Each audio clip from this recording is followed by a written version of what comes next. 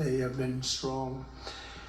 In our meetings today, the Prime Minister and I focused on the future, discussing how we can work together to ensure Hamas is eliminated and ultimately restore peace to a very troubled region. It's been troubled, but what's happened in the last 4 years has not been good. I want to thank Prime Minister Netanyahu for working closely with my transition team, the Special Envoy Steve Witkoff, who's here somewhere. Steve? Stand up, Steve, please. What a job you've done. What a good job you've done. Proud of you. Done a fantastic job. National Security Advisor Mike Waltz. Thank you, Mike, for working so well with us. Thank you. We have, in addition, Marco Rubio, who is on the phone right now, listening to every single word that we say, and he's going to be great. And Pete, congratulations. And Scott, congratulations. I see you're here. And Caroline's been doing a great job. She's really probably talked about more than anybody here. She's done a fantastic job, and thank you very much, Caroline. We're proud of you. But we'll only be satisfied when all of these problems are solved, and we have the team to solve them, and that's going to happen. And it's going to happen, I think, very quickly. I also strongly believe that the Gaza Strip, which has been a symbol of death and destruction for so many decades, and so bad for the people anywhere near it, and especially those who live there, and frankly, who's been really very unlucky. It's been very unlucky. It's been an unlucky place for a long time. Being in its presence just has not been good, and it should not go through a process of rebuilding and occupation by the same people that have really stood there and fought for it and lived there and died there and lived a miserable existence there. Instead, we should go to other countries of interest with humanitarian hearts, and there are many of them that want to do this, and build various domains that will ultimately be occupied by the 1.8 million Palestinians living in Gaza, ending the death and destruction and, frankly, bad luck. This could be paid for by neighboring countries of great wealth.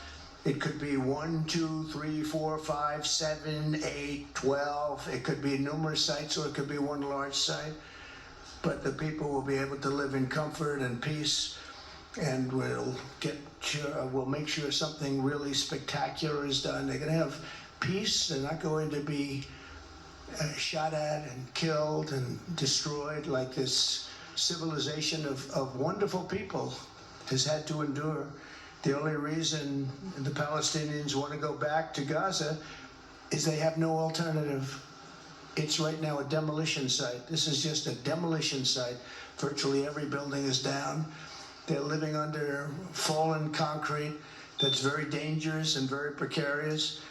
They instead can occupy all of a beautiful area with homes and safety, and they can live out their lives in peace and harmony instead of having to go back and do it again. The U.S. will take over the Gaza Strip, and we will do a job with it too. We'll own it and be responsible for dismantling all of the dangerous unexploded bombs and other weapons on the site, level the site and get rid of the destroyed buildings, level it out, create an economic development that will supply unlimited numbers of jobs and housing for the people of the area. Do a real job, do something different. Just can't go back. If you go back, it's going to end up the same way it has for 100 years. I'm hopeful that this ceasefire could be the beginning of a larger and more enduring peace that will end the bloodshed and killing once and for all.